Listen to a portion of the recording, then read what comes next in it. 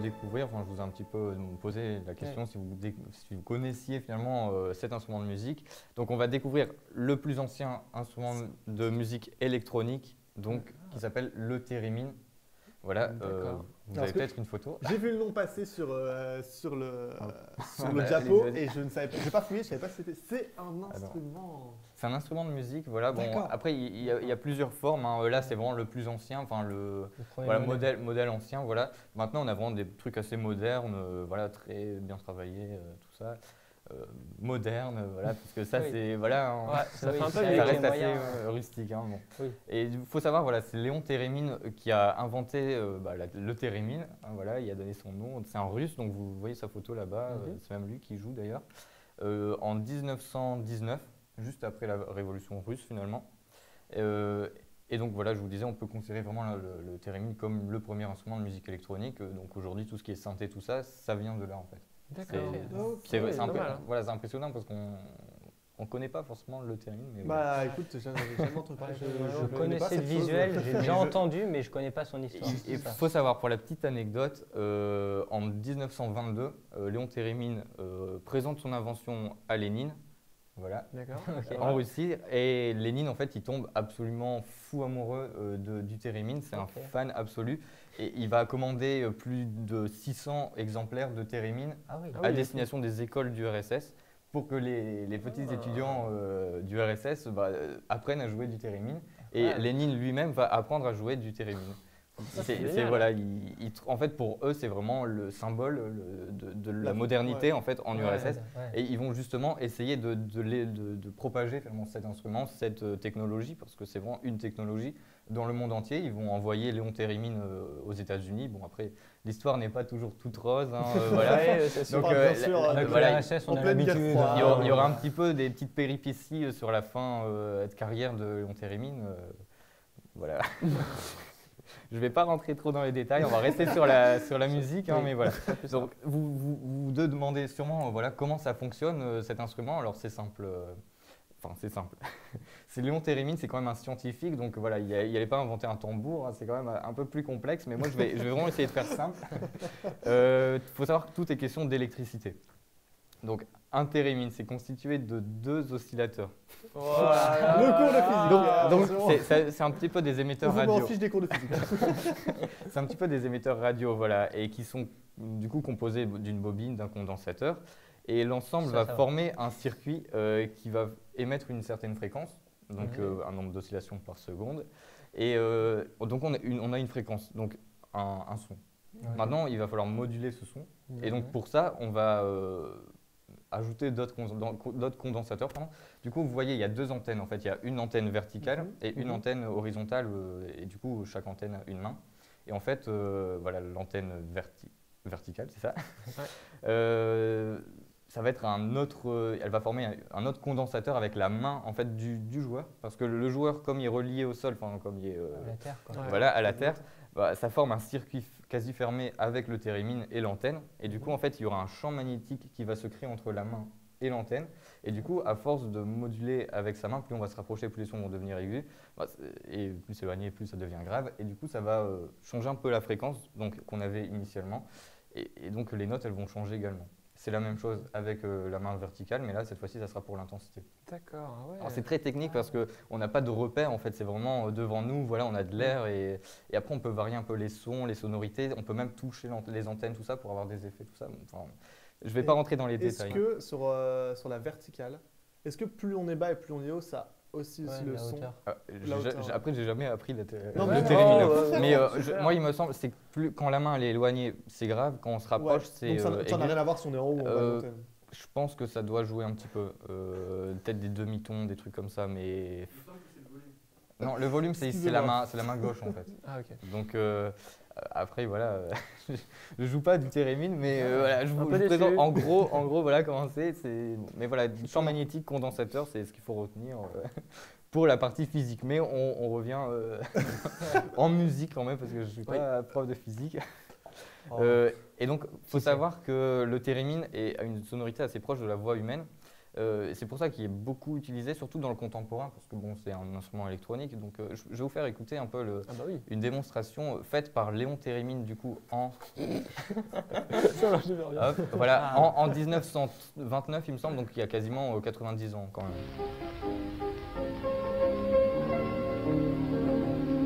Il chante au-dessus ou c'est le. Non, c'est un son. Oui, c'est ça.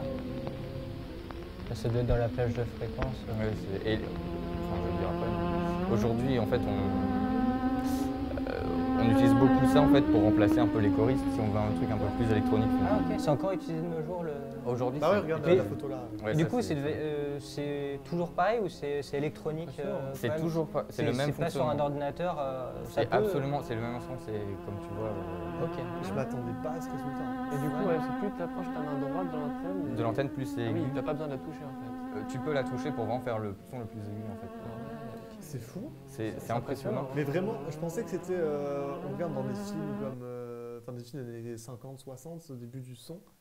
Une femme qui chante la bouche fermée, oui. Qui met ça fait la même chose. Oui, et vous allez écouter un peu les extraits qu'on a après, et vraiment c'est utilisé. En fait, vous avez déjà entendu, mais beaucoup de fois le thérémine, et aujourd'hui vous l'écoutez encore, mais vous ne savez pas parce qu'on ne connaît pas forcément. Enfin, c'est tellement proche de la voix que ça peut se confondre. C'est ça, et il faut savoir, les Rolling Stones et Radiohead vont l'utiliser dans certaines de leurs compositions. Je vais pas vous faire écouter, vous irez par vous-même, parce que nous on va plutôt s'intéresser au cinéma, mais il faut savoir que voilà, il y a des groupes de musique actuels ou pas qui l'ont utilisé, parce que vraiment la technologie, c'est des groupes internationaux.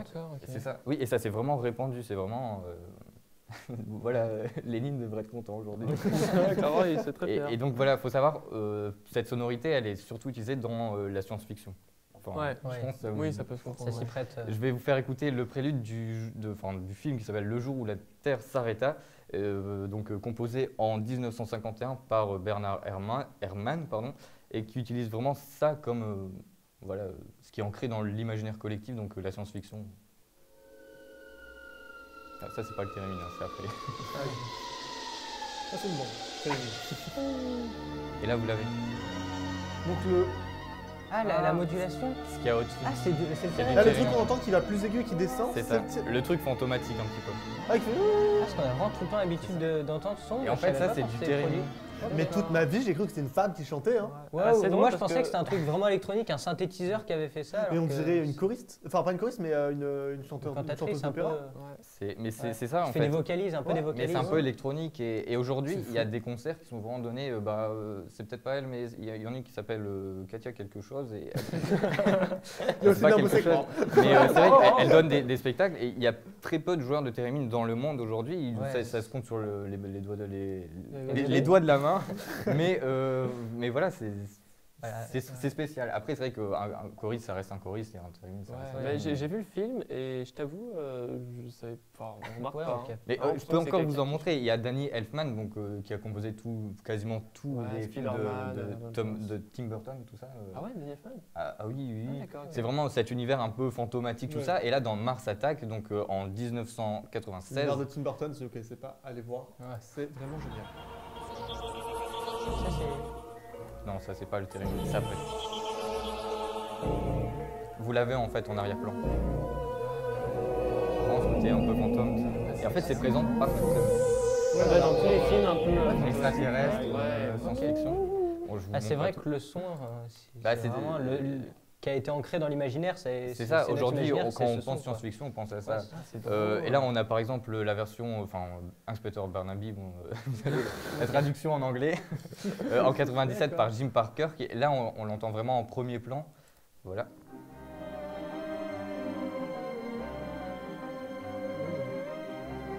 C'est le son plus aigu.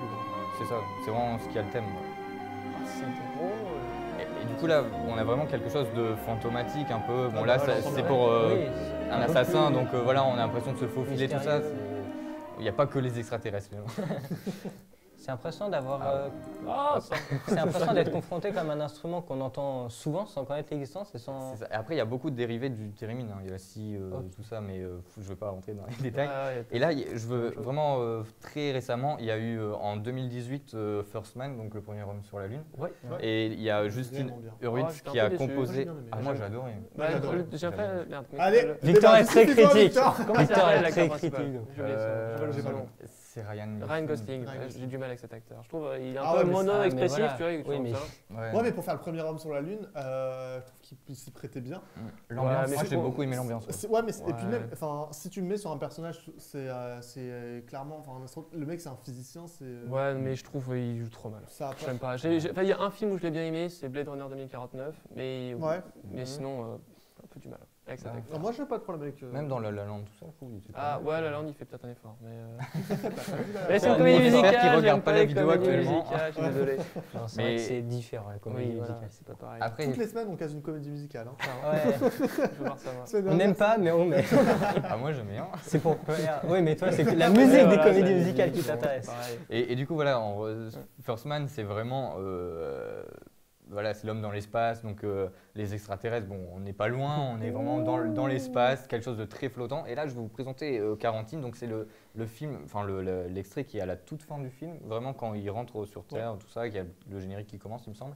Moi, je me rappelle, ça m'a vraiment marqué dans la salle parce que finalement, le premier homme sur la Lune, tout ça, il y a beaucoup d'aventures, beaucoup d'action, c'est tragique, il y a beaucoup de morts et tout. Et finalement, à la fin, c'est tout calme, tout paisible. Il y a juste une harpe et le theremin.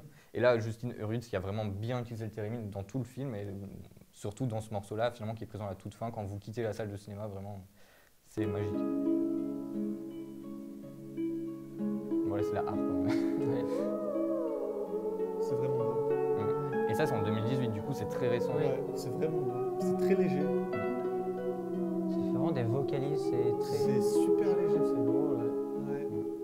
Ça donne un air totalement différent de ce qu'on entend avant, mais en même temps… C'est la façon de le jouer qui… Il faut savoir, comme tous les instruments, chaque instrument est unique. Du coup, chaque theremin va produire un son différent. Et là, il me semble qu'ils ont recherché vraiment un theremin en particulier, de quelqu'un qui jouait vraiment quelque chose en particulier. Donc, c'est impressionnant la sonorité, tout ça. Donc voilà. Ça me fait penser là à la musique. C'est bien de la guitare qu'on entend au fond. Non, c'est l'art. L'art, merde. Tant pis. On va pas rester de musique. Non, parce que du coup, ça me faisait penser à Gustavo Santaolalla. C'est compliqué à dire. C'est je crois qu'il est espagnol. C'est un compositeur de musique. Il a fait pas mal de musique de films ou de jeux vidéo, genre Last of Us, je sais pas si vous voyez. Et du coup, ça fait penser parce que c'est un peu la même tonalité. Mais lui, c'est la guitare. Et du coup, c'est un peu dans ce style-là. Guitare, c'est un peu les cordes pincées, tout ça. Ouais, du coup, ça prend le même. On reste sur les mêmes. Les mêmes valeurs. J'ai un peu honte de m'être trompé. Mais non, mais c'est comme sur certaines gammes de violon, parfois tu sais un violoncelle. Non. Alors là, non. Tac, pas ça. Là, tu vas frustrer Baptiste. Avec on a des joueurs de violon à gauche. De violoncelle, attends, en plus. Alors là, tu vois, parfois, sur un autre violon, tu peux. Alto violon, je veux bien. Alto violon, alto violon, encore, il y a le côté plus aigu et tout. L'alto, c'est au milieu, quoi. Oui, voilà. Bon, bref, mais en tout cas, voilà. Quelques gammes de violon. En tout cas, si vous voulez jouer d'un instrument de musique, ça vous intéresse. Si vous voulez jouer d'un instrument de musique que personne ne connaît, moderne, vraiment, allez dedans. Est-ce que tu as une gamme de prix de l'instrument ou pas? Je sais pas du tout. Mais je pense qu'il doit en avoir de tous les prix. Les en bois, là, bien travaillé, tout ça, ça doit coûter très cher. Maintenant, il y en a des petits, je pense qu'ils doivent être. Allez, peut-être 100, 200 euros. Ouais, c'est comme tous les instruments maintenant. C'est ça, violon à 30 euros, faut se méfier. Non, mais on peut trouver des instruments de musique pour 200, 300 euros qui sont très abordables. Après, comme je disais, c'est aussi la sonorité qui change en fonction de la boîte et tout. C'est sûr. Mais si on veut s'y lancer, on a des choses abordables. Ah, vraiment. Allez-y, foncez. Après, tu as peut-être un peu une tonalité assez restreinte, non? Genre tu peux pas aller très grave très aigu. Je me trompe peut-être, mais je sais pas. Quand on voit la différence là-dedans. Généralement, plus tu payes cher, plus tu peux faire de choses avec l'objet. Ouais, mais après c'est le timbre. Parce que là, par exemple, sur Quarantaine, enfin le First Man, le son est très doux, très ouvert, alors que dans les autres trucs, on était vraiment très reculé, feutré. C'est aussi l'instrument qui… Comment on le joue. Si un jour je ramenais un… Il faut jouer comme ça. Il va partir dans son sac dans la loge, il va le poser, il va commencer à jouer. Ça serait bien qu'une fois tu viennes avec un instrument. D'ailleurs, oui, ça serait cool. Tu nous fasses un petit concert. Un petit morceau. Pas une émission spéciale concert. On lance des petites idées comme ça. Pourquoi pas.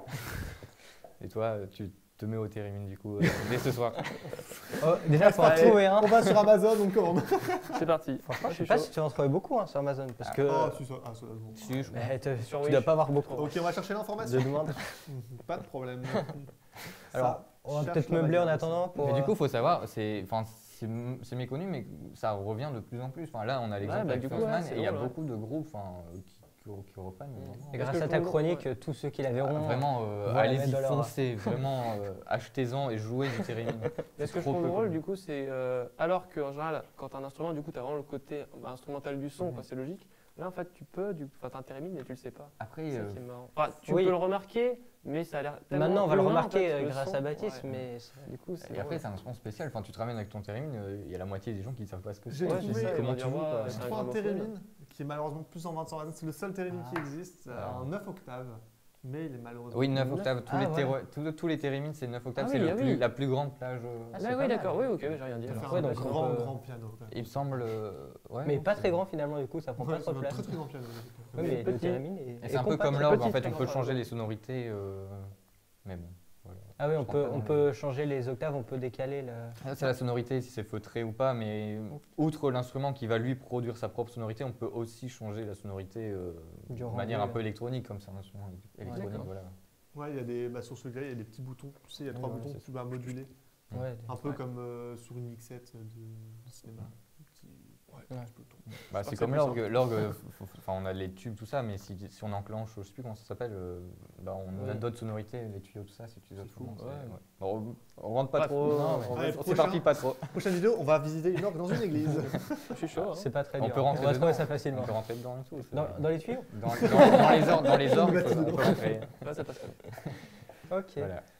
C'est terminé pour la chronique. C'est terminé pour moi. Ah, merci Bah, Baptiste. écoute, hein. Ouais, merci Baptiste, très intéressant. Je pense que tu nous as appris à tous beaucoup Oui. de choses Ouais. sur l'existence de ce Theremin.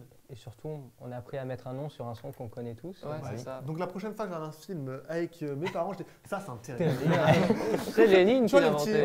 Ouais, non, Lénine a bien Bah aimé. oui, il a bien aimé. Là Voilà. aujourd'hui, Il je l'a pense démocratisé. qu'il nous regarde, il doit être très content. Ah ouais. Ah, mais là, il se retournera pas dans la tombe aujourd'hui. Bah écoute,